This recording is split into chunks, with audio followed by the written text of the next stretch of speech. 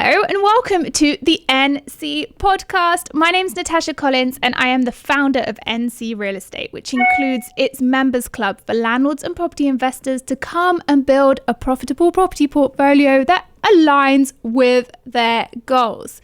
Now, if you haven't done it already, and I know I keep harping on about this, please go and download my property investment expansion success formula at ncrealestate.co.uk/flowchart. It's the starting place. If you've just found me, if you've been a long-time follower of me and NC Real Estate, it doesn't matter. If you haven't got it yet, if you have not printed that off and hung it on your wall as the roadmap to your success, go and get it. That is ncrealestate.co.uk/flowchart.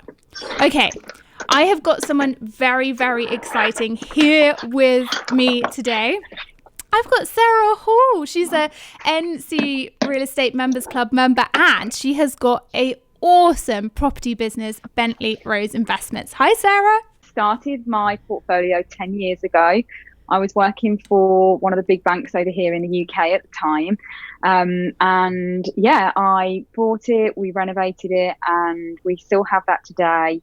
I now own a portfolio of single lets, houses and apartments. Mm-hmm. And they're all in the UK. After banking, I continued in the corporate world and I actually moved to Dubai 3.5 years ago. So I moved back to England in April of this year.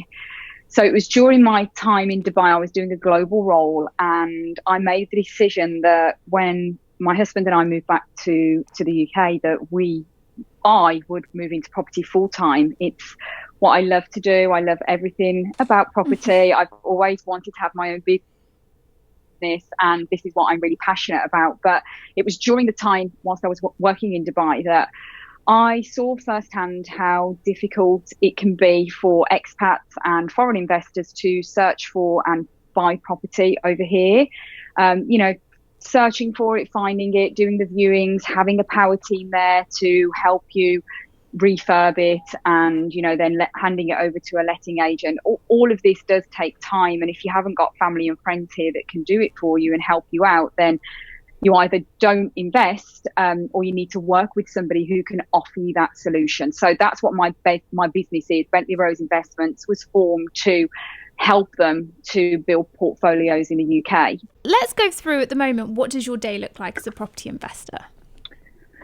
Yeah, so I love getting up early. I love the mornings. So I'm usually up around 5 a.m. to 5:30, depending on what time I manage to get to bed.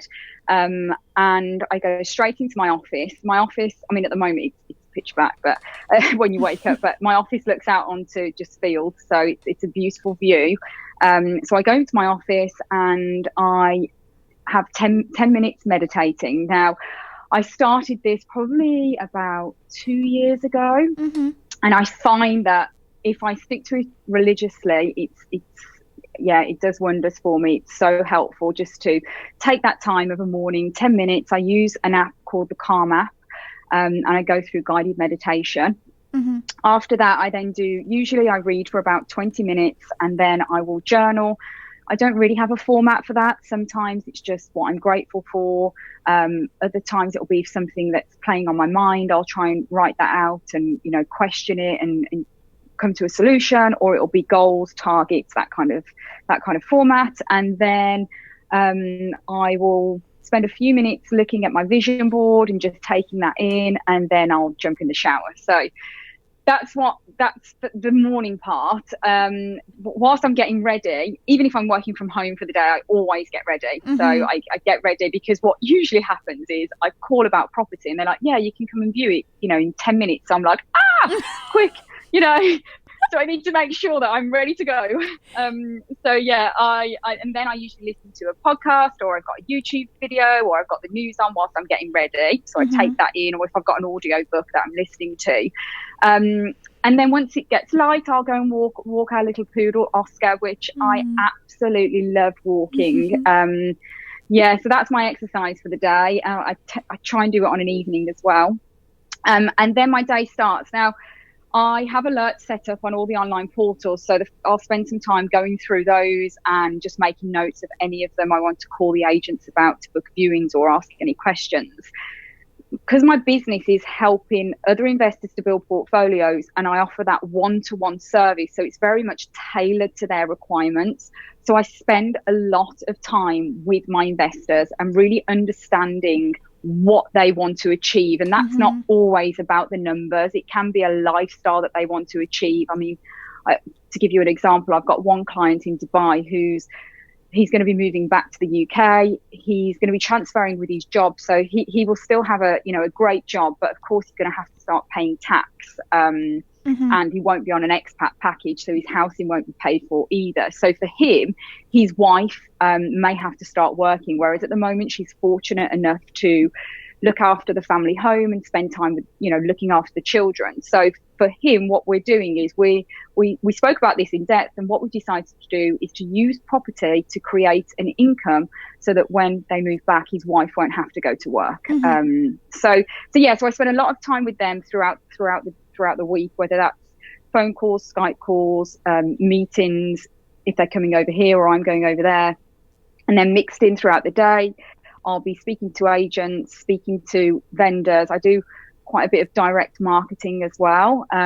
So that can be arranging meetings to go out and see the owners of properties and go direct to vendor. Social media as well. I tend to, try and write some social media posts, and I'm just having a look.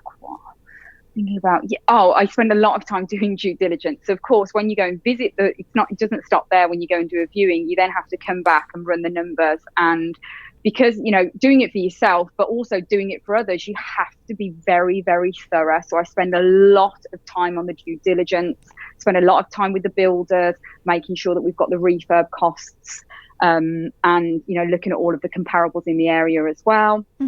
And then CRM, I've got a CRM system. I must admit, I'm not great at doing the admin side. I've always had assistants. So I've got a great VA on board now, and she's really helping with me with the CRM and inputting the data for me.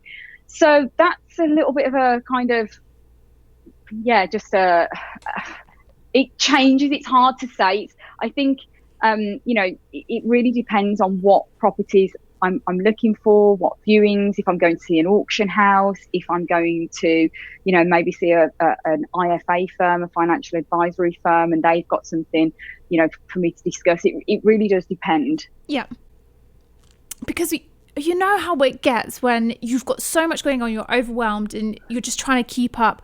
What is the self-doubt that creeps in? Should we talk about that? Let's get this relatable to everybody else, because I am sure the people who listen, I get it, the self-doubt, the imposter syndrome. What do you feel? Are you always on top of things, or do you sometimes feel like, oh my God, this is tough?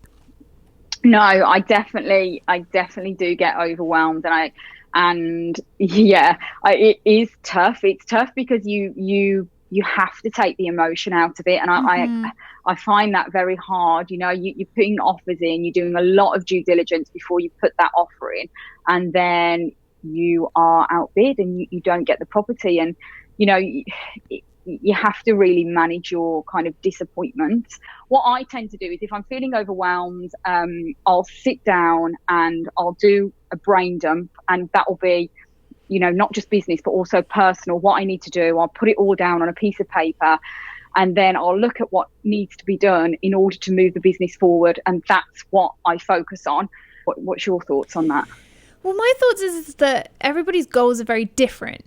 And so I write down what I want to achieve from a property. So it could be that I want massive capital growth and I would like my money back out very quickly, or I'd like to sit on my money for a while. And what I advise members and different people that I speak to is, you have to set out what you want, and as you say, be so laser focused on that. Because if you were then to come to me and say, Natasha, I found this property and it's gonna get me £500 net calendar month or whatever it is, and I'd say, well, is that actually part of your goals? Is that actually what you want to achieve? Or is that someone sent that to you and you've gone, oh, that looks all right, I'll buy that. So it's about matching what you're going for with the property. Now that it could be different properties, which is why people end up with a service accommodation and commercial and residential and just a bit of a mishmash. But as you say, that one goal, whatever it is, that's got to be your aim and that's got to be what you move towards.